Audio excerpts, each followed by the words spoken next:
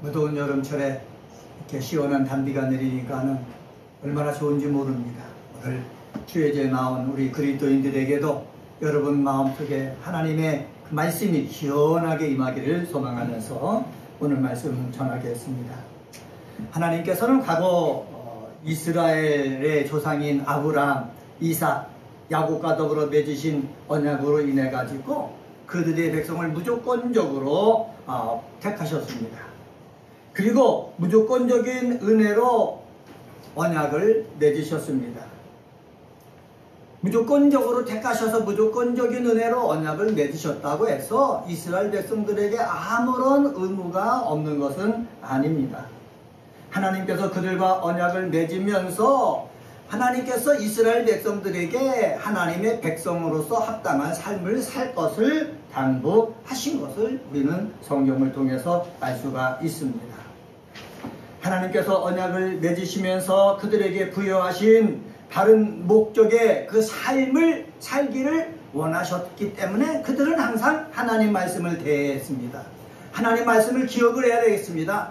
하나님 말씀을 암송하게 하는 이유가 무엇입니까? 기억하고 그 말씀을 중심으로 내가 살라는 것입니다. 그렇게 말하라는 것입니다. 그렇게 행동하라는 것입니다. 그런데 세월이 흐르다 보니까는 이스라엘이 남쪽에는 유다, 북쪽에는 이스라엘로 나누어지게 됩니다. 나누어지면서 하나님 말씀을 기억하고 하나님 말씀 중심으로 살아야 될 이들이 우상 중심으로 변화되어지고, 그리고 세속적으로 변화되어지고, 그리고 하나님은 겉모습으로만 섬기고 진실된 마음으로 섬기지 않게 되어지는 것입니다. 그래서 이러한 모습을 살펴본 하나님께서는 그냥 있을 수 없어가지고 이 아모스가 남유다 쪽에 살고 있는 사람인데 아모스를 불러가지고 북이스라엘로 보내서 거기서 예언을 전하게 합니다. 그 예언을 전한 내용들이 기록되어진 것이 아모스서입니다. 오늘 본문에 보면은 하나님께서 아모스에게 보여주신 세 번째 환상이 나옵니다. 다림줄 환상입니다. 한번 따라서 해봅시다. 다림줄 환상.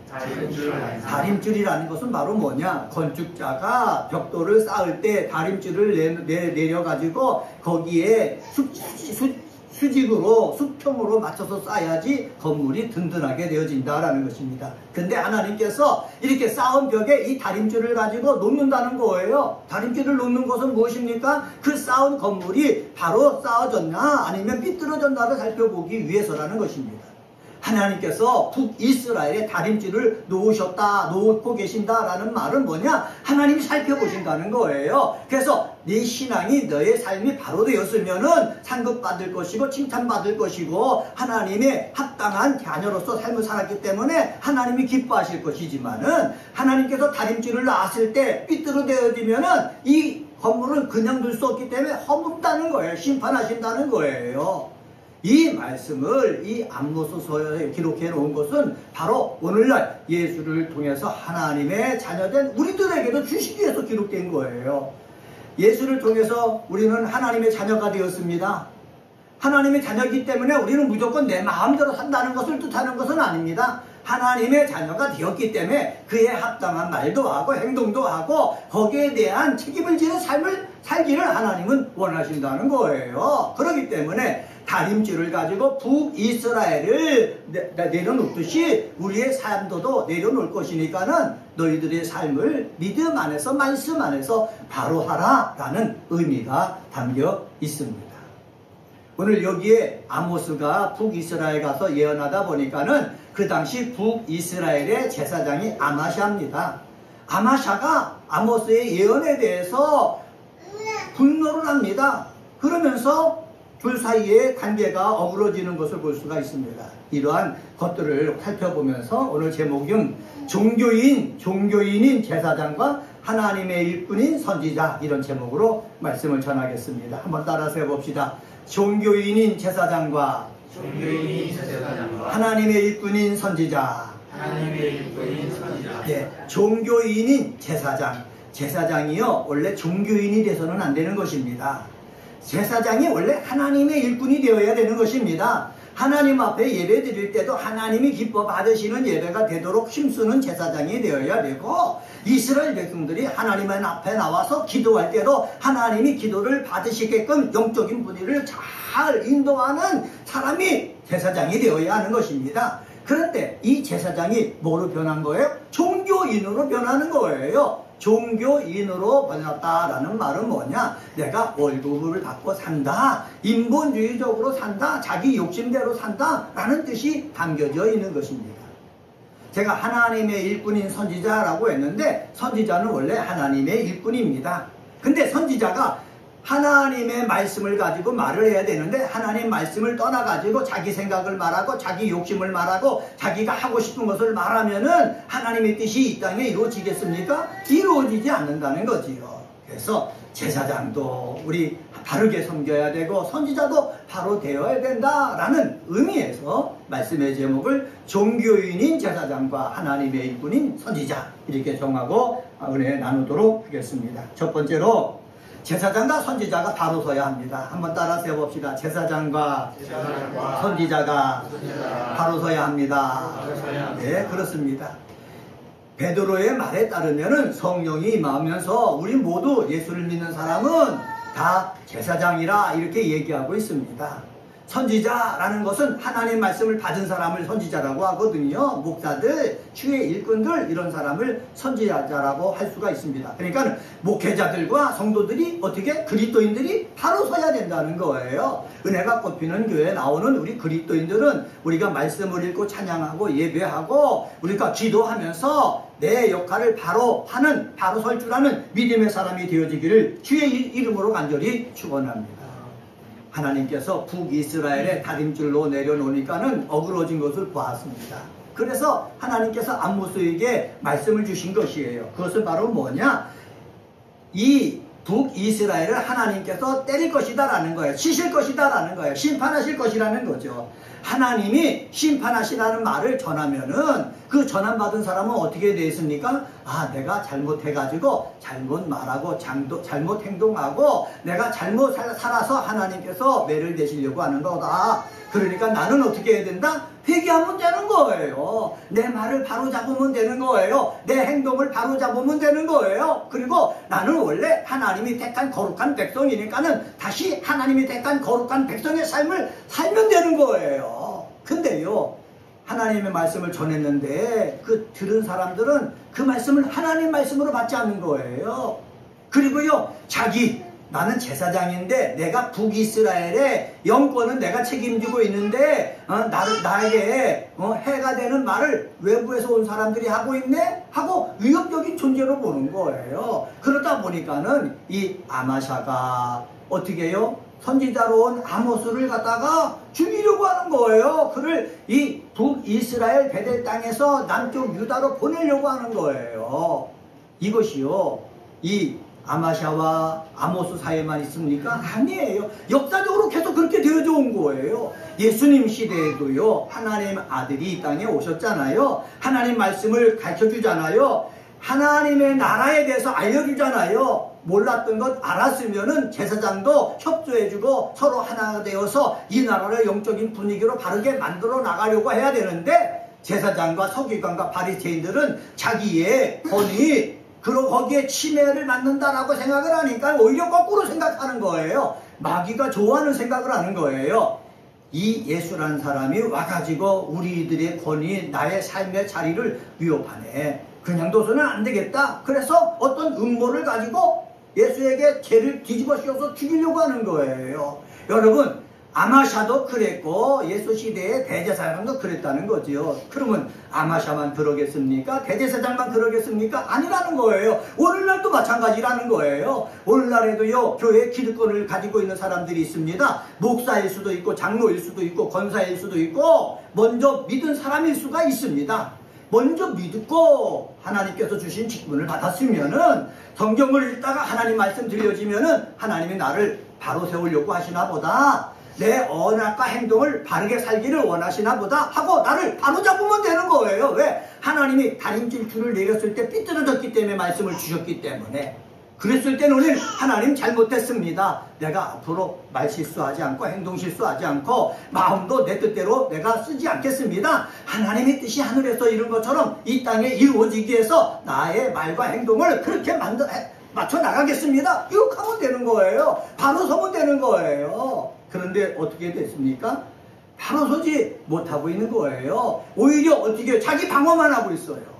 한번 따라서 해봅시다. 죄인이 죄가 노출되면 회개하면 된다. 그렇지 않습니까? 그런데요, 죄인들이 죄가 노출되면 뭐 한다고요? 자기 방어만 한다는 거죠. 우리는 내 잘못이 드러났을 때 나를 방어하지 말고 핑계대지 말고 누구 탓하지 말고 내가 잘못했습니다 하면 되는 거예요. 이렇게 용기 있게 고백할 수 있는 믿음의 사람이 되어지기를 주님의 이름으로 간절히 축원합니다.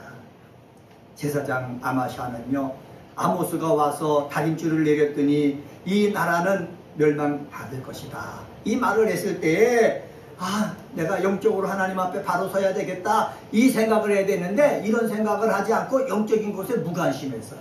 한번 따라서 해봅시다. 하나님 말씀이 지어질 때 무관심하면 안 됩니다.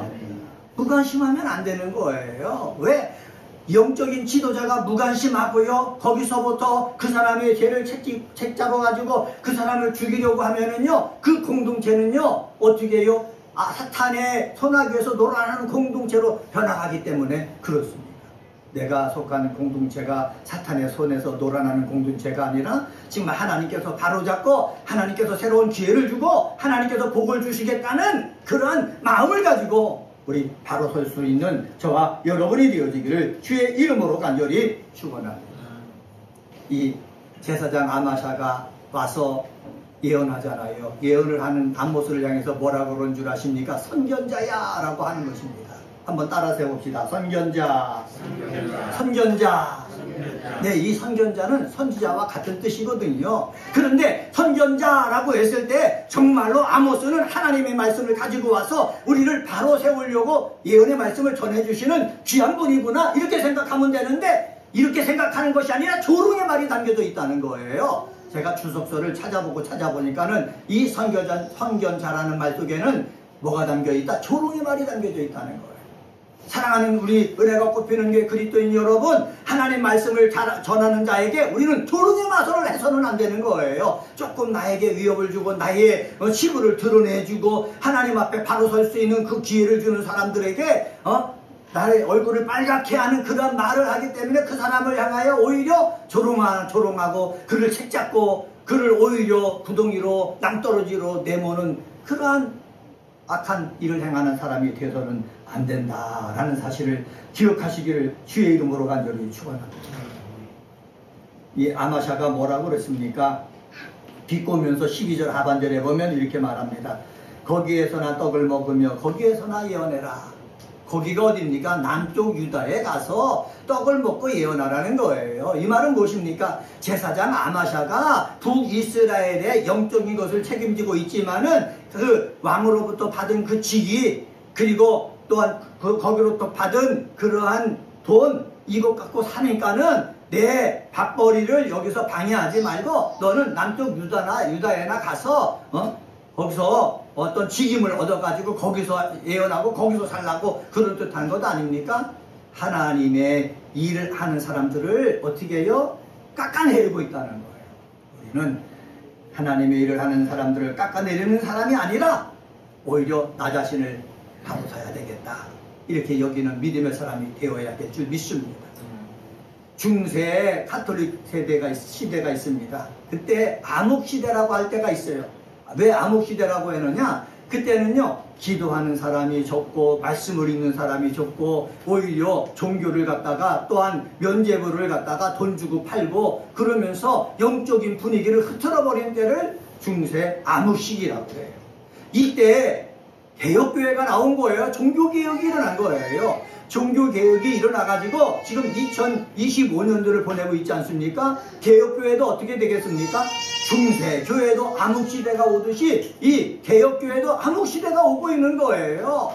하나님의 영광을 드러내고 하나님의 뜻이 이 땅에 이루어지기 위해서 온 사람들이 마음을 합해서 힘을 모아서 정말로 복음화를 위해서 애써야 되는데 자기만을 위해서 사는 거예요. 자기 영광을 위해서만 사는 거예요. 그러다 보니까는 이 개신교회도 무슨 시대가 오는 거예요? 암흑 시대가 오는 거예요. 유대교회도 암흑 시대가 왔죠. 가톨릭도 암흑 시대가 왔죠. 개혁교회도 암흑 시대가 온 거예요. 이 암흑 시대에 우리는 그 암흑에 파묻혀서 살지 말고 우리는 깨어 있어가지고 말씀을 읽고 기도하면서 예배를 하면서 하여튼 하나님 안에서 바로 설 수 있는 믿음의 사람 되시기를 주의 이름으로 간절히 축원합니다. 제사장도 바로 서야 되고 선지자도 바로 서야 되는 거예요. 목회자도 바로 서고 그리스도인들도 바로 서는 역사가 꼭 있게 되어지기를 주의 이름으로 간절히 축원합니다. 그래야 가정이 살고 그래야 교회가 살고 그래야 이 나라가 사는 것입니다. 두 번째로 13절을 통해서 찾아볼 수 있는데 하나님의 일꾼이 종교인이 되면은 그 공동체는 소망이 없습니다. 길지만 한번 따라서 봅시다. 하나님의 일꾼이 종교인이 되면 그 공동체는 소망이 없습니다. 아마샤가 북이스라엘의 베델이라는 곳에서 제사장이 되었습니다. 처음에 제사장이 되었을 때 이 아마샤가 종교인이었겠습니까? 아니었을 것입니다. 처음에 제사장이 되었을 때는 정말로 마음을 다해가지고 뜻을 다해가지고 힘껏 하나님 앞에 예배드리고 기도하고 찬양하고 인도했던 그러한 제사장이었을 것입니다. 그런데 왕과 더불어 세속적인 사람들과 더불어 같이 지내다 보니까는 정말 눈에 보이지 아니하는 그 하나님을 섬기기보다는 사람 중심의 삶을 살게 되는 거예요. 한번 따라서 해봅시다. 눈에 보이는 하나님보다 눈에 보이는 사람 중심이 되면 소망이 없어져 간다. 예, 눈에 보이지 아니하는 하나님을 보고 살아야지 눈에 보이는 사람만 보고 살면은 뭐가 없어져 가는 거예요? 소망이 없어져 가는 거예요. 여러분 우리들도요 눈에 보이지 않은 그 하나님을 바라볼 때 소망이 넘치는 거예요. 아직 우리 모이는 사람이 적어서 마음이 힘들고 막 그러잖아요. 그런데 눈에 보이지 아니하는 하나님을 바라보고 성령의 역사를 바라보고 말씀의 역사를 바라보면은 힘이 생기는 거예요. 그런데 눈에 보이는 사람을 보면은 소망이 없어져 가는 거예요. 여러분 속에 소망이 없어져 가는 그러한 어리석은 믿음 생활 하지 않게 되어지기를 주의 이름으로 간절히 축원합니다. 제가 매일 성경 말씀을 묵상하면서 자주 우리 말씀 묵상자에게 하는 말이 있습니다. 그것은 바로 뭐냐? 경건의 모양보다 경건의 능력이 있는 사람이 되어야 된다라고 말씀드렸습니다. 저는 경건의 모양이 있는 사람을 종교인이라고 해요. 주일날 되면 교회 사람들이 예배드리러 갑니다. 겉모습만 보면 경건의 모양이 있어 보입니다. 예배 잘 드리죠. 헌금 잘하죠. 기도하지요. 모이기 잘하지요. 경건의 모양이 너무너무 많은 거예요. 근데 하나님께서는 무엇을 보시느냐? 경건의 모양보다도 경건의 능력을 보신다는 거예요. 경건의 능력이 무엇입니까? 뭐 기도해서 병자가 나고 귀신이 쫓아나가는 거, 이것만 기적을 행하는 거, 이것만 경건의 능력입니까? 경건의 능력은 바로 뭐냐? 말씀대로 행하는 게 경건의 능력입니다. 예수님께서 선한 사마리아 비유를 말씀해 주셨잖아요. 강도 만난 이웃을 봤습니다. 제사장, 경건의 모양은 있는데 경건의 능력이 없어요. 왜? 자기 일이 바쁘다고 피해 갔잖아요. 서기관도 마찬가지고 바리새인도 마찬가지예요. 그러나 사마리아 사람은 그것을 보고요, 어떻게 해요? 자기가 도와줬잖아요. 여러분, 누가 경건의 능력이 있는 것입니까? 제사장이 경건의 능력이 있는 것입니까? 아니면 이 사마리아 사람이 경건의 능력이 있는 것입니까? 저는요, 사마리아 사람이 경건의 능력이 있다고 보는 거예요. 오늘날도 마찬가지입니다. 목사가 단위에 서서 말씀을 전한다고 해서 경건의 모양이 보인다고 해서 경건의 능력이 있는 자입니까? 그렇지 못한 자가 너무나 많아요. 제사장이 피해갔듯이 내가 감당해야 될 일을 감당하지 않고 피해가는 목회자들이 얼마나 많습니까? 그러한 장로님들이 얼마나 많습니까? 그러한 권사님들이 얼마나 많습니까? 우리 은혜가 꽃피는 교회, 우리 그리스도인들은 어떠냐 말이죠. 저는 소망합니다.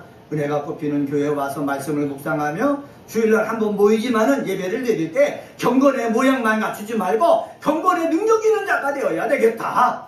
그래서 경건의 능력이 있을 때에 내가 말씀대로 살려고 하고, 경건의 능력이 있을 때에 귀신이 보이면은 내 속에 예수님이 계시다라는 사실을 알고 맞부딪힐 줄 알고, 불의와 맞부딪힐 줄 알고, 잘못된 것과 맞부딪힐 줄 알고, 그리고 헤쳐나갈 수 있는, 고난을 헤쳐나갈 수 있는 그러한 믿음의 사람이 되어야 한다는 것입니다. 로마서 8장 28절에 사도 바울이 뭐라고 말합니까? 하나님을 사랑하는 자, 곧 그 뜻대로 부르심을 입은 자들에게는 모든 것이 합력하여 선을 이룬다고 말씀했습니다. 왜 그렇습니까? 경건의 능력이 있기 때문에. 경건의 능력이 있으면은 환난이 와도, 여러 가지 어려움이 와도 다 이겨낼 수가 있는 거예요. 무슨 힘을 가지고? 경건의 힘을 가지고. 우리 그리스도인들은 경건의 그 힘이 있어가지고 이 어려운 세상을 이겨나가는 그리스도인들 되시기를 주의 이름으로 간절히 축원합니다. 오늘 13절 말씀 보십시다. 13절 말씀을 함께 읽겠습니다. 13절입니다. 시작. 다시는 베델에서 예언하지 말라. 이는 왕의 성소요 나라의 궁궐임이니라. 제사장 아마샤가 선지자 아모스가 와서 하나님의 말씀 전해주면은 두 손 들고 환영하고, 내가 깨닫지 못하는 말씀 주십시오, 이렇게 하면 얼마나 좋아요. 그런데 뭐라고 합니까? 다시는 베델에서 뭐하지 말아라? 예언하지 말아라. 이 베델에 있는 이 성소는 누구 거다? 여러분, 이 성전은 누구 겁니까? 하나님 거예요. 하나님 앞에 예배 드리는 거예요. 그런데 이 아마샤는 뭐라고 그랬습니까? 왕의 성소라는 거예요. 나라의 궁궐이라는 거예요. 나라 거라는 거예요. 권력자 거라는 거예요. 그러다 보니까는 거기에 예배가 살겠습니까? 기도가 살겠습니까? 아무것도 안 되는 거예요. 한번 따라서 해봅시다. 뭐 성소가 뭐 교회라고는 확실하게 얘기할 수는 없지만은 한번 따라서 해봅시다. 교회는 하나님의 집입니다. 교회는 개인 것이 아닙니다. 네. 여러분, 우리는 이런 믿음을 갖고 있어야 되는 거예요. 근데 이 제사장 아마샤는 이 성소는 누구 것이라고요? 왕의 것이라는 거예요. 궁궐 것이라는 거예요. 그러니까 여기서 예언하지 말고 네 고향 땅으로 돌아가라는 거예요. 여기서 무엇을 발견할 수 있습니까? 제사장이 철저히 뭐가 되어 있다? 종교인이 되어 있다는 거예요. 오늘날에 큰 교회가 많습니다. 또 작은 교회도 있습니다. 거기에 목회자들이 있습니다. 중직자들이 있습니다. 이들이 종교인이 되면은요, 이렇게 제사장 아마샤 같은 말도 하고 행동을 하는 거예요. 여러분이 저를 위해서 기도해 주시기 바랍니다. 이한우 목사는 종교인이 아니라 사명자가 되도록, 저는 여러분을 위해서 기도합니다. 저는 여러분을 종교인으로 만들려고 하는 것이 아니라 하나님의 자녀로 성장시키도록 그렇게 기도하고 애쓰고 있는 거예요. 여러분들은 종교인이 아니라 하나님의 자녀로 성장하게 되어지기를 주의 이름으로 간절히 축원합니다. 왜 그렇습니까? 종교인이 되면은 그 교회는 소망이 없기 때문에. 가정에서 예수를 믿는다고 교회 나오잖아요. 그 사람이 종교인이 되면은 그 가정에 소망이 없어져 가는 거예요. 교회도 마찬가지예요. 여러분들이 와서 종교인이 되면은 이 교회는 소망이 없어져 버리는 거예요. 종교인이 아니고 하나님의 사명을 맡은 자가 되어질 때에 적은 숫자가 모여도 소망이 있고, 또 하나님의 일하심을 볼 수가 있는 거예요. 여러분을 통해서 하나님의 일하심이 보여지는 역사가 있게 되어지기를 주의 이름으로 간절히 축원합니다. 세 번째로 마지막으로 14절서부터 17절을 통해서 찾아볼 수 있는데, 그것은 바로 뭐냐? 하나님의 일꾼은 하나님 말씀을 그대로 전해야 한다는 것입니다. 한번 따라서 해봅시다. 하나님의 일꾼은 하나님의 말씀을 그대로 전해야 합니다. 하나님의 일꾼은 하나님 말씀을 그대로 전해야 됩니다. 여러분, 이게 얼마나 귀중한지 몰라요. 제가 신학교 설교학을 배울 때 교수님을 통해서 강단에 서서 말을 할 때 자기 생각을 가지고 말하면서 하나님의 뜻이라고 말하면은 하나님은 업신여김을 당하지 않기 때문에 너는 하나님을 속이는 자가 된다. 그래서 절대로 하나님을 속이는 자가 되지 않도록 주의해라. 그 말을 설교학 교수님으로부터 굉장히 많이 들었어요. 제가 교육자 생활을 많이 했잖아요. 하나님의 일꾼은 하나님 말씀을 그대로 전해야 되는데 교회 내에서 그 말씀을 그대로 전하기가 쉽습니까? 어렵습니까? 저는 부교육자로서 느꼈어요. 어려워요. 왜? 제한하고 있는 것들이 너무나 많기 때문에. 저는 이곳에 와서 개척을 해가지고 가족끼리 모여서 예배드리지만 기쁜 것이 있어요. 그것은 바로 뭐냐? 하나님의 말씀을 내가 받은 대로 전할 수 있다는 것 때문에 너무너무 기쁜 거예요. 지난주도 제가 말씀드렸지만은 교회 나온다고 해서 다 천국에 들어간다고 생각해서는 안 되는 거예요. 교회에 나와서 예수를 믿고 예수의 말씀대로 내가 삶을 살아야 하나님 나라에 들어가는 거지. 겉모습은 경건의 모양이 있는 듯 하지만은 하나님을 업신여기는 그러한 마음가짐을 가지고 사는 사람들이 한두 명이 아니거든요. 우리는요, 예수를 믿어도요, 어떻게 해요? 바로 믿어야 된다는 사실입니다. 그것 가운데 하나가 무엇입니까? 하나님 말씀으로 내가 받고 그 말씀 그대로 전해야 뭐가 되는 거예요? 능력이 되는 거예요. 한번 따라서 해봅시다. 하나님 말씀은 하나님 말씀으로 받고 그대로 전해야 합니다. 네, 하나님 말씀은 하나님 말씀으로 받고 그대로 전해야 되는 거예요. 이 사람이 누굽니까? 아모스예요. 아모스가 제사장 아마샤에게 이렇게 얘기합니다. 14절입니다. 한번 14절 말씀 같이 한번 읽어봅시다. 14절입니다. 시작. 아모스가 아마샤에게 대답하여 이르되 나는 선지자가 아니며 선지자의 아들도 아니라 나는 목자여 뽕나무를 재배하는 자다. 이렇게 얘기하고 있습니다. 아모스는 선지자가 아니라는 거예요. 아모스는 선지자의 아들도 아니라는 거예요. 아모스는요, 직업을 가지고 있었다는 거예요. 그 직업이 뭐예요? 목자라는 거예요. 목자라는 것을 제가 주석서를 찾아보니까는 히브리어로 노케드라는 단어를 사용했다고 합니다. 노케드라는 단어를 언제 사용하느냐 하면은 새끼 양이 10만 마리와 수양 10만 마리의 털을 종으로 바친 모압의 왕 메사를 언급할 때 사용된 표현이라는 거예요. 다시 말하면 양을 한두 마리 치는 것이 아니라 양을 엄청나게 많이 쳐가지고 부자라는 거예요. 목자라고 했을 때 노케드라는 단어를 사용하면은 나는 양들의 숫자가 많아갖고 부자라는 거예요. 당신은 지금 왕으로부터 월급 받아가지고 살고 있는데 나는 월급 받아 살지 않기 때문에 나는 하나님이 주신 말씀이면 그대로 말씀을 전할 수 있는 자라 라는 뜻으로 했다라고 주석학자들이 설명해 놨더라고요. 또 여기 보면은 이렇게 얘기했지 않습니까?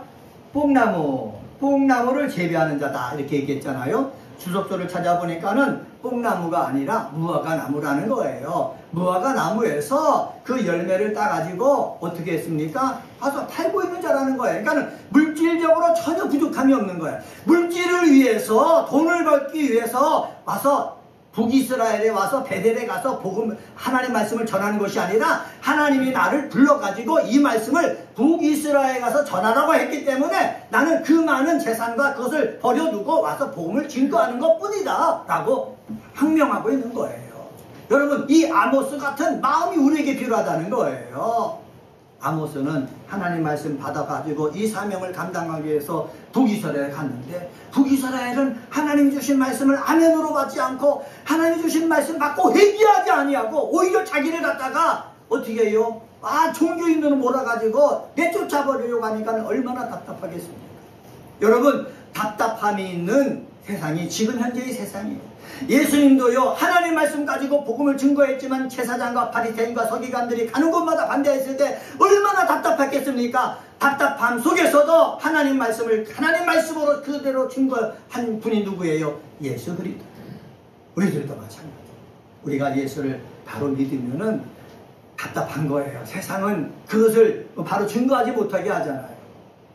제가 오늘 아침에 유튜브를 보다 보니까는 법원 판결 하나 내용을 소개하고 있더라고요. 옛날에 코로나 시절에 대면 예배를 드리지 못하고 비대면 예배로 드리게 했잖아요. 근데 작은 교회에서 대면 예배를 드린 거예요. 그것을 갖다가 정부에서 고발해서 판결을 했는데 판결이 나왔어요. 종교 행위는 자유다. 예배 행위는 자유다. 이것을 법으로 제어할 수가 없다. 이렇게 판결이 나왔다는 거예요. 여러분, 우리의 예배, 믿음, 신앙생활 이것들을 방해하는 것들이 너무너무 많아요. 그 가운데 우리가 영향을 받아가지고 움츠러들 필요가 없는 거예요. 하나님 말씀은 하나님 말씀으로 알고 또 하나님 말씀으로 항상 전할 수 있는 그러한 교회, 그러한 예배가 되어지기를 간절히 소망합니다. 자, 시간이 됐기 때문에 말씀을 정리하겠습니다. 오늘은 아모스 7장 8절서부터 17절에 있는 말씀 가지고 종교인인 제사장과 하나님의 일꾼인 선지자 이런 제목으로 말씀을 전했습니다. 제사장과 선지자가 바로 서야 됩니다. 하나님의 일꾼이 종교인이 되면 그 공동체는 소망이 없어집니다. 하나님의 일꾼은 하나님 말씀대로 그대로 전해야 하나님의 일이 하늘에서 이룬 것처럼 이 땅 속에서 이루어집니다. 우리도 예수님처럼 아모스처럼 하나님 말씀을 그대로 믿고 전함으로 말미암아 하나님의 이 놀라운 일들이 일어나게 하는 주인공이 되어지기를 주님의 이름으로 간절히 축원합니다. 기도하겠습니다.